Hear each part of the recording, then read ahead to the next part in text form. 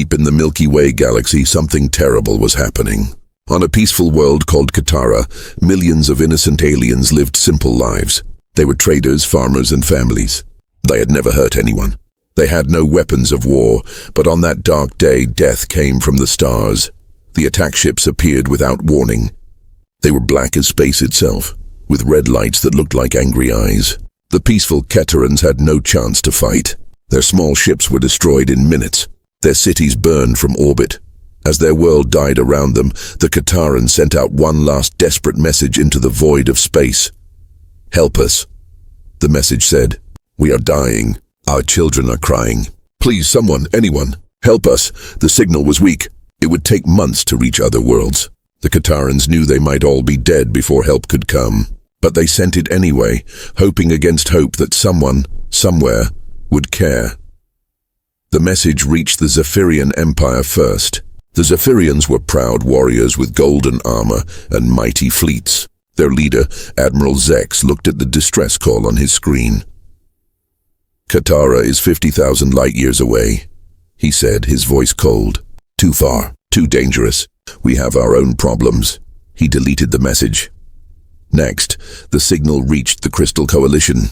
These aliens were smart and rich, with ships that sparkled like diamonds. Their council met to discuss the plea for help. "The journey would cost too much," said their leader. "And what would we gain? The Katarans have nothing we need." They also ignored the cry for help. One by one, every major power in the galaxy received the message. The Metal Masters, the Cloud Riders, the Star Kingdoms. All of them heard the desperate pleas of a dying world. All of them turned away. But then the signal reached a small, blue world on the edge of the galaxy. A world that most aliens had never heard of. A world called Earth. At Earth's Deep Space Communication Center, a young human named Sarah Chen was working the night shift. She was tired and drinking her third cup of coffee when the alien signal appeared on her screen. At first, she thought it was just space noise. But then she heard the voices. Alien voices, speaking in a language she didn't understand.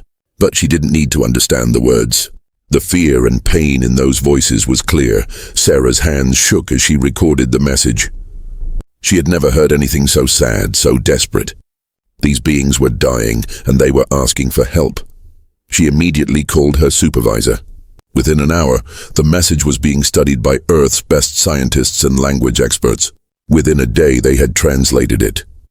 The translation made Sarah cry. It wasn't just a call for help. It was a goodbye. The Katarans were telling the universe about their people, their culture, their love for their children. They wanted someone to remember them after they were gone. "We were a peaceful people," the message said. "We loved our families. We sang songs under our 3 moons. We grew beautiful flowers in our gardens. If we must die, please remember that we lived. Please remember that we loved." The message reached the highest levels of Earth's government within hours. Presidents, generals, and admirals all gathered to discuss what should be done. Many argued that Earth should stay out of it. "We're too small," some said. "We're too far away," said others. "It's not our fight." But Admiral Sarah Jackson, the head of Earth's Deep Space Fleet, stood up in that meeting. Her voice was firm and angry. "I don't care how far it is," she said. "I don't care how dangerous it is. Those people are dying, and they ask for help. That's enough for me." She looked around the room at the other leaders. "We humans have a saying, the only thing necessary for evil to win is for good people to do nothing. Well, I'm not going to do nothing." The debate went on for hours, but in the end, Earth's leaders made a decision that would shock the galaxy. They would answer the call. Admiral Jackson was given command of Earth's most powerful warships, ships that had never been seen by alien eyes, ships with weapons that most of the galaxy couldn't even imagine. As the human fleet prepared to jump to hyperspace, Admiral Jackson sent a message back to the Katarans. "This is Admiral Sarah Jackson of the Human Defense Fleet. We received your call for help. We're coming. Hold on just a little longer. Earth never abandons its friends." The ships vanished into hyperspace, beginning a journey that would take them across the galaxy. What they would find when they arrived would change everything. But that's a story for another day. Admiral Sarah Jackson stood on the bridge of her flagship. The Earth vessel, defiant. Through the main screen, she could see the horror that waited for them. The space around planet Katara looked like a battlefield from hell. Broken alien ships drifted everywhere, their hulls torn open, their lights dead. Some ships were so badly damaged that they looked like twisted metal sculptures. "My God," whispered Captain Roberts, Jackson's second in command. "There must be thousands of them." "Scan for survivors," Admiral Jackson ordered, her voice steady despite the terrible sight. Someone might still be alive out there. The human ships moved carefully through the floating graveyard. Their sensors searched every broken vessel, looking for any sign of life. Most of the ships were completely dead. But then something amazing happened. "Admiral!" called out Lieutenant Martinez from the communication station. "I'm getting a weak signal. There's a ship still alive, hiding behind that large piece of debris." On the main screen, they could see a small Kataran vessel. It was badly damaged, with holes in its hull and sparks coming from its engines. But it was still moving. Admiral Jackson smiled for the first time since arriving at Katara. "Open communications. Let them know we're here to help." The voice that came through the speakers was weak and scared. It belonged to an alien named Keeper Voss, one of the last surviving Katarans. Who are you?" Voss asked, his voice shaking with fear. "Are you more of them? Please, we have nothing left to take." "This is Admiral Jackson of the Human Defense Fleet," she replied gently. "We received your distress call. We came to help." There was a long silence. Then Keeper Voss began to cry. "Humans," he whispered. But you're so far away. Your world is on the other side of the galaxy. Why would you come all this way for us?" Admiral Jackson's voice was firm and kind. "Because you asked for help. That's all we needed to hear." The human fleet carefully rescued the surviving Katarans. There were only 300 left out of a population of millions. They were brought aboard the human ships, where doctors treated their wounds and gave them food and water. Keeper Voss was an old alien with blue skin and 4 arms. He had been a teacher before the attack, someone who loved books and learning. Now he was one of the few who remembered his entire civilization. As he sat in the medical bay of the Defiant, he told Admiral Jackson what had happened. "They call themselves the Devourers," Voss said, his voice filled with pain. "They came from the dark space between the stars. Their ships are black as night and they show no mercy." He looked at his hands, which were shaking. "We tried to talk to them to ask why they were attacking us. But they only laughed. They said we were weak, that weak species don't deserve to live." Admiral Jackson listened carefully. "How many ships did they have?" "Hundreds," Voss replied. "Maybe thousands. Their fleet was so large it blocked out the stars. We had no weapons, no way to fight back. Our ships were built for trade, not war." Captain Roberts asked the question everyone was thinking. "Where are they now?" Keeper Voss's eyes grew wide with fear. "They're coming back. The Devourers never stay in one place for long. They attack, they destroy, and then they move on to find new victims. But their leader, a monster called War Chief Crack, said they would return."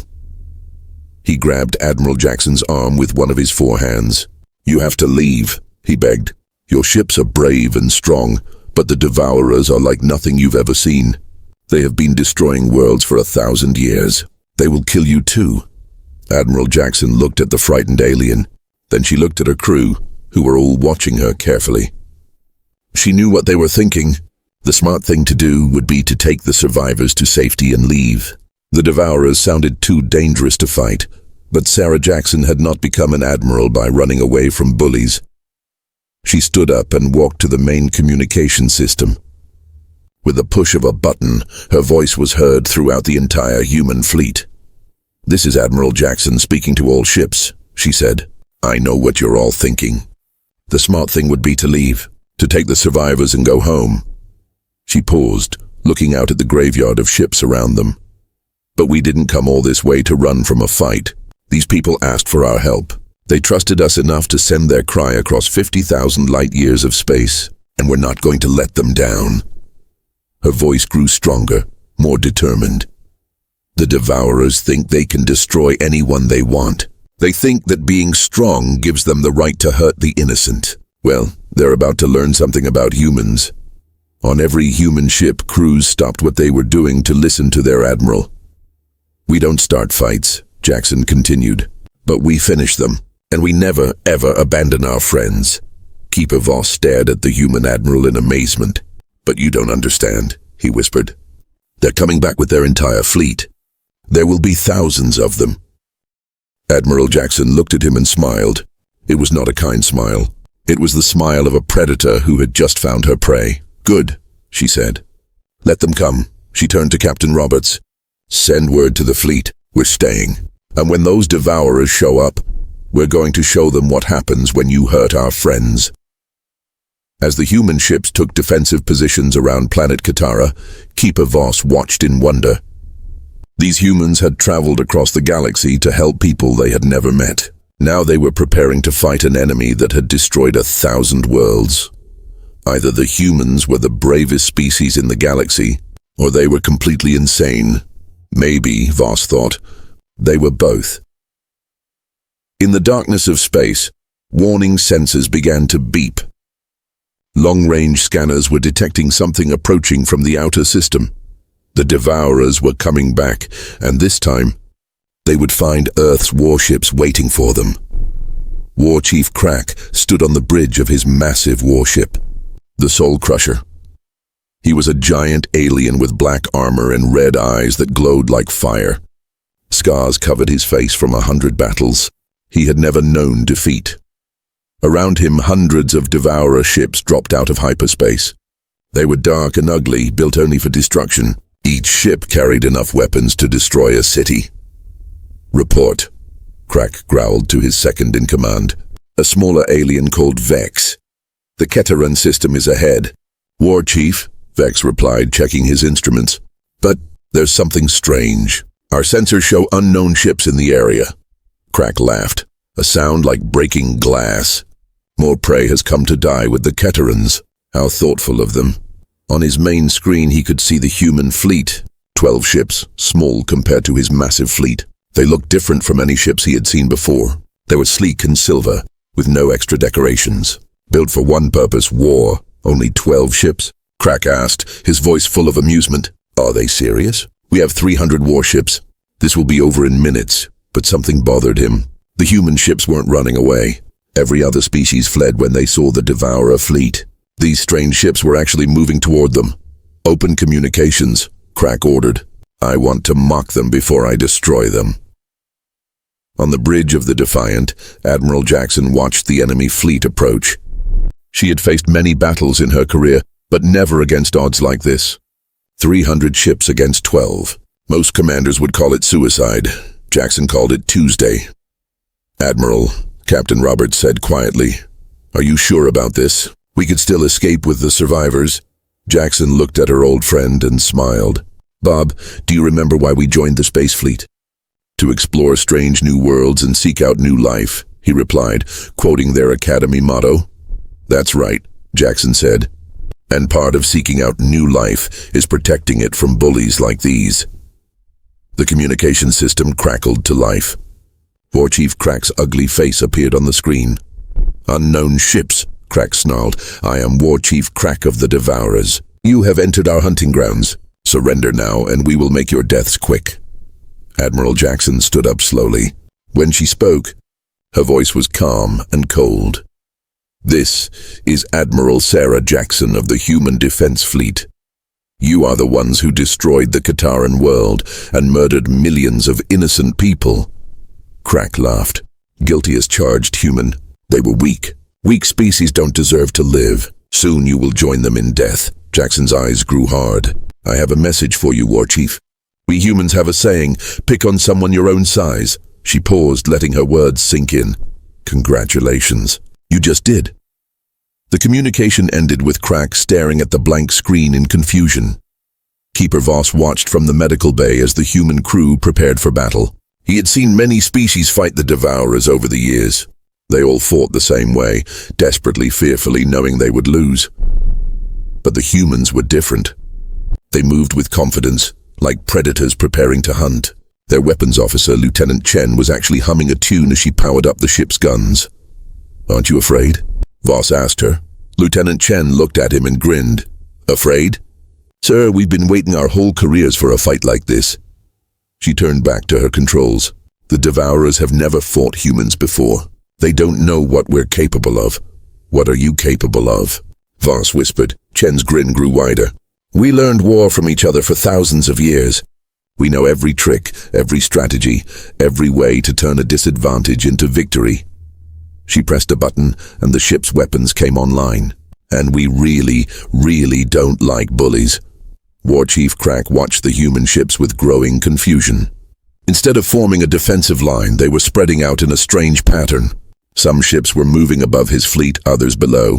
It made no sense. What are they doing? He asked Vex. I don't know, War Chief. I've never seen tactics like this before, Crack snarled. It doesn't matter. All ships, attack formation.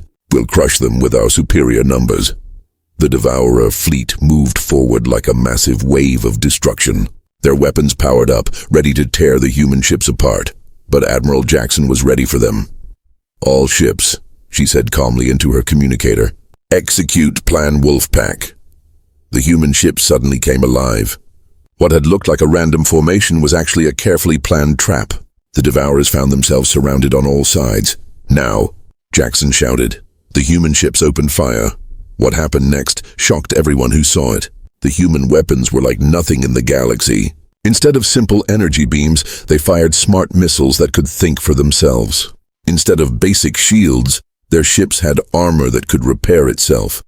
But more than their technology, it was their tactics that amazed the watching aliens. The humans fought like a pack of wolves, coordinated, intelligent, and absolutely ruthless. War Chief Crack watched in horror as his frontline ships exploded one after another. The humans weren't just shooting randomly. They were targeting weak points, using each other's attacks to create devastating combinations. Impossible. He roared. How are they doing this? On the Defiant, Admiral Jackson was coordinating the battle like a master chess player. Every move had a purpose. Every shot was calculated. Roberts, take your squadron around their left flank. Chen, target their command ship's engines. Martinez, jam their communications. The human ships moved like dancers in a deadly ballet. Where the Devourers expected them to be, they weren't. Where they thought they were safe, the humans struck. Keeper Voss watched in amazement. They're winning, he whispered to himself. The humans are actually winning. But War Chief Crack was not finished yet. He had hundreds of ships left, and his rage was growing. All ships, he screamed into his communicator. Forget formations. Forget tactics. Destroy those humans at any cost. The remaining Devourer ships charged forward in a mad rush, firing everything they had. Space filled with energy beams and explosions. Admiral Jackson saw them coming. This was the moment she had been waiting for. All ships, she said, her voice steady and sure. Show them what Earth's children can really do. The human ships stopped retreating. Instead, they began to glow with an inner light. Hidden weapons emerged from their hulls. Secret systems came online. For the first time in 1,000 years, the Devourers were about to face an enemy that was truly dangerous. The real battle was just beginning. War Chief Crack stared at the transformed human ships and felt something he had never experienced before in his long career of conquest fear. What are they? He whispered. On the Defiant, Admiral Jackson smiled. It was the smile of a predator who had finally revealed her true nature. We are humans, she said to herself, and we are nobody's prey. Space around planet Katara had become a battlefield like no other. The Devourer fleet, once mighty and unstoppable, was being torn apart by 12 human ships. War Chief Crack could not believe what he was seeing. Status report. He screamed at his terrified crew. We've lost 60 ships, War Chief, replied Vex, his voice shaking. The humans are using weapons we've never seen before. Their missiles can change direction mid-flight. Their energy beams can bend around our shields. Crack slammed his fist on his command chair. Impossible! We have the most advanced weapons in the galaxy. Not anymore, whispered one of his officers. On the main screen, they watched as a human ship called Thunderstrike destroyed 3 Devourer vessels in less than 10 seconds. It moved through space like a deadly shark, striking fast and disappearing before the enemy could fight back. How are they so fast? Crack demanded. The answer came from an unexpected source. On the communication screen, Admiral Jackson's face appeared calm and confident. "You want to know our secret, War Chief?" she said. "We learned warfare from the best teachers in the universe, ourselves." She gestured to the battle raging around them. "For thousands of years, humans fought each other. We learned every trick, every strategy, every way to win against impossible odds." Crack snarled at her. "You think that makes you special? Every species has wars." Jackson smiled coldly. "Not like ours. We turned war into an art form. We studied it, perfected it, made it our greatest skill." She paused, watching another Devourer ship explode. "And now we use that skill to protect the innocent." Keeper Voss watched the battle from the medical bay, his 4 eyes wide with amazement. The surviving Keterans gathered around him, all staring at the screens showing the impossible sight. "They're winning," whispered a young Keteran named Yila. 12 ships against hundreds, and they're winning. "Look at how they fight," said another survivor, an old engineer named Bex. "Each ship knows exactly where the others are. They move like they share one mind." Voss nodded slowly. "I've studied many species in my life, but I've never seen anything like this." On the screen, they watched as the human ships performed what could only be called a dance of destruction. When Devourer ships tried to surround one human vessel, the others would appear from unexpected angles. When the enemy concentrated their fire on one target, that ship would disappear behind a wall of covering fire from its companions. "It's like watching a pack of wolves hunt," Voss said quietly. "Each one knows their role. Each one trusts the others completely." Lieutenant Chen, the human weapons officer, overheard him.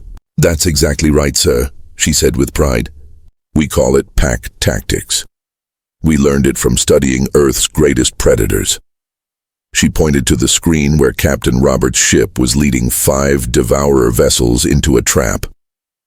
"Captain Roberts is playing the injured wolf. He's making them think he's weak, drawing them away from their formation." As they watched, the other human ships appeared from behind an asteroid field and destroyed all 5 enemy vessels in a coordinated strike. "Magnificent," breathed Keeper Voss.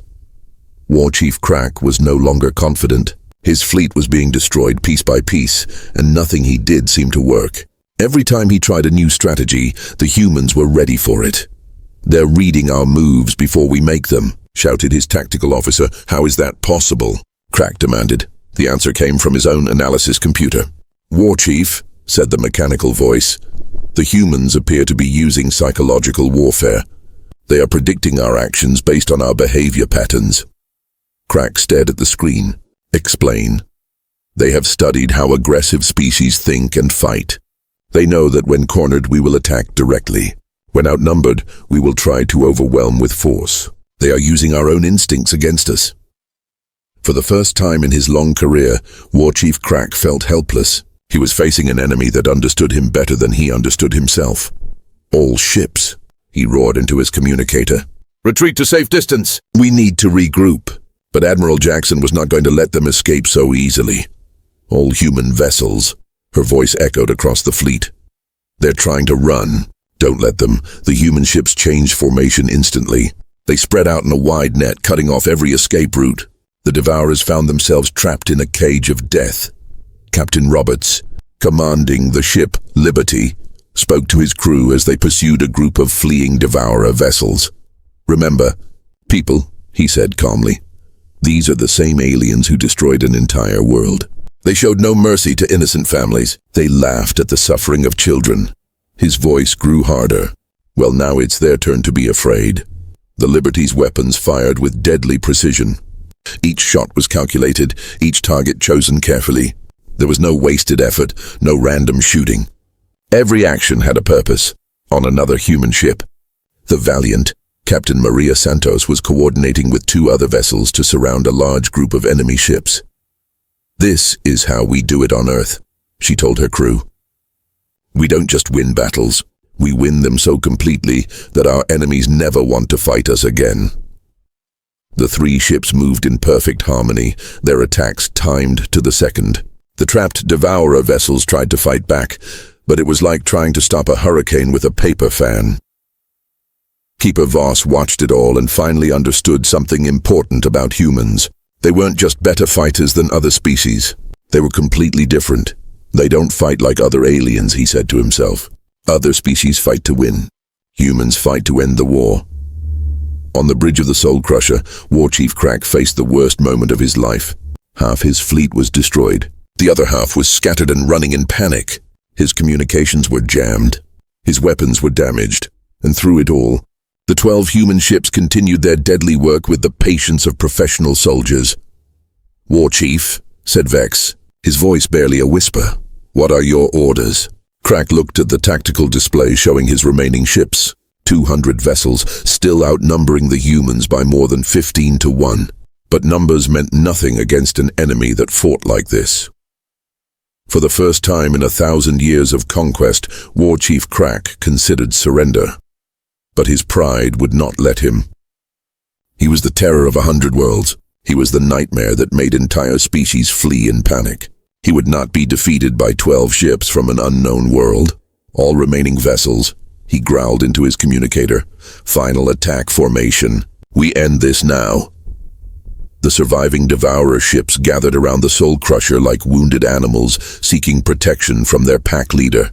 They prepared for one last desperate charge. Admiral Jackson watched them form up and nodded with satisfaction. This was exactly what she had been waiting for. "All ships," she said calmly, "prepare for final engagement. Let's show them how humans finish a fight." The human vessels began to glow with a strange, brilliant light. Hidden weapon systems emerged from their hulls. Secret technologies that had been held in reserve finally came online. War Chief Crack stared at the transformed human fleet and realized with absolute terror that he had not been fighting Earth's full strength. He had been fighting their warm-up exercise. The real power of humanity was about to be revealed, and it was going to be beautiful, terrible, and absolutely final. War Chief Crack watched his remaining 200 ships form their final attack formation. He had ruled through fear for 1,000 years. He had destroyed countless worlds and enslaved entire species. But as he looked at the 12 glowing human ships ahead of him, he felt something completely new. He felt like prey. "All ships," he commanded, his voice no longer confident. "Charge. Destroy them with everything we have." The surviving Devourer fleet roared forward in one massive wave of destruction. Every weapon fired at once.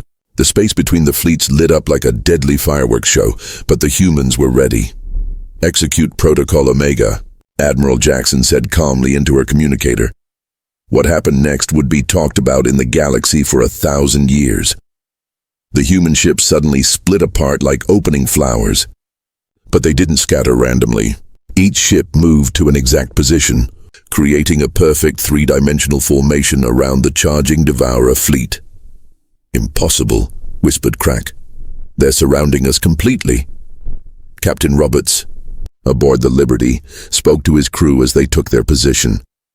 "Ladies and gentlemen, this is for every innocent life these monsters have taken."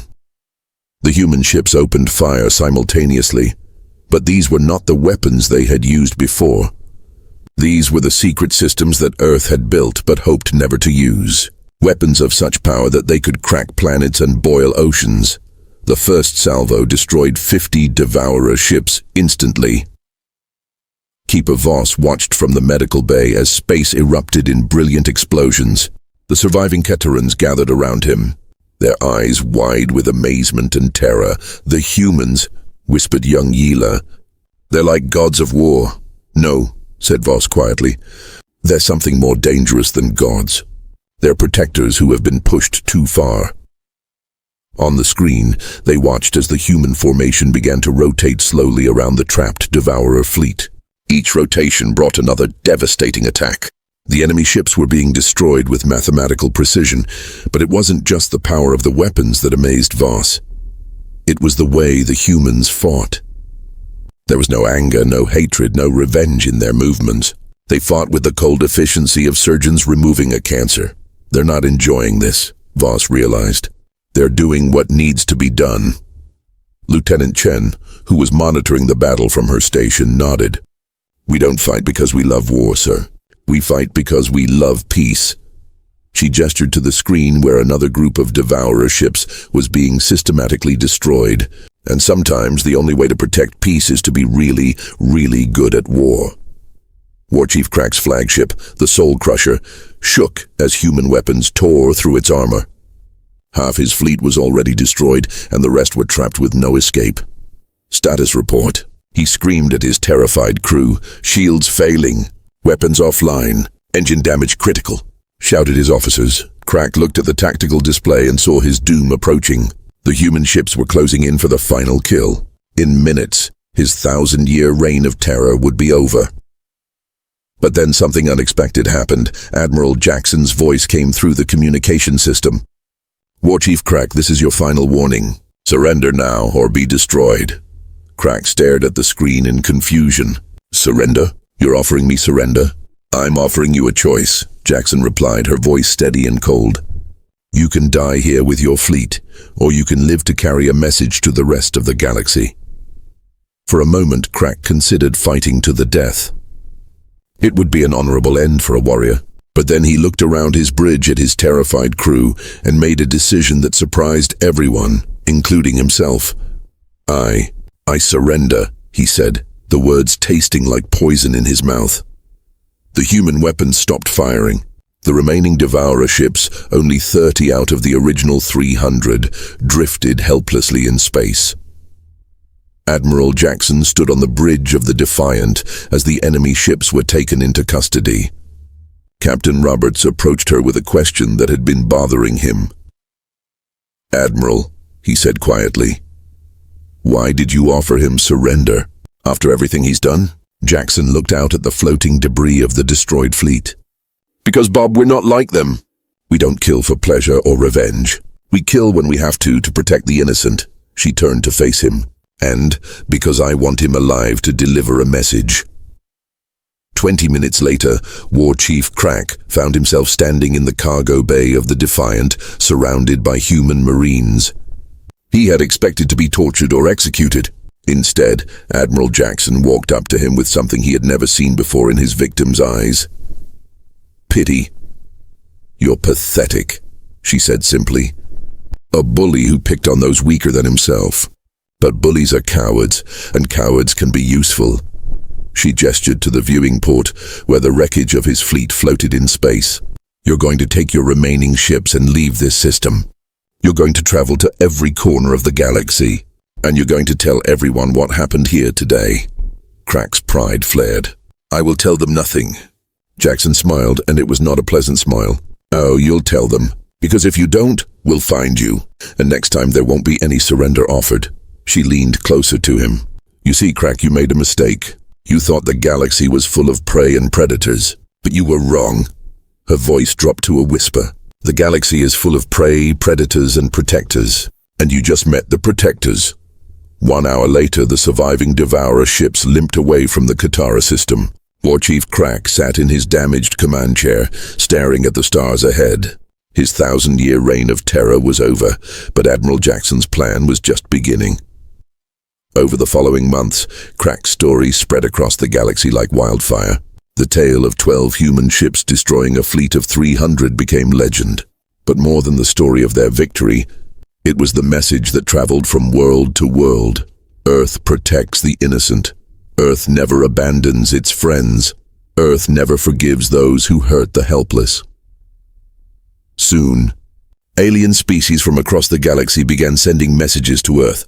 Not threats or demands, but requests for help. Worlds that had been terrorized by pirates and conquerors now had hope. Keeper Voss, now living safely on a new world with his fellow survivors, often told the story to young Katarans. He would describe how 12 ships had crossed the galaxy to answer their cry for help. But why did they come? The children would ask. What did they gain from helping us? Voss would smile and give them the answer that Admiral Jackson had given him. They came because that's what good people do. They help those who need help. 6 months after the battle, Admiral Jackson received a report that made her smile. Pirate attacks across the galaxy had dropped by 70%. Slave raids had almost completely stopped. Bullies and conquerors were finding new careers. The galaxy had learned a simple lesson. If you hurt the innocent, Earth will find you. But more importantly, they learned something else. In a universe full of darkness and cruelty, there is a small blue world on the edge of the galaxy where people still believed in doing the right thing, and those people had the biggest hearts and the deadliest weapons in the known universe. Captain Roberts found Admiral Jackson on the observation deck of the Defiant, looking out at the stars. "Penny for your thoughts, Admiral." Jackson smiled. "I was thinking about what we started here. Every species in the galaxy now knows that Earth will come if they call for help." "That's a big responsibility," Roberts said. "Yes, it is," Jackson agreed. "But that's what makes us human.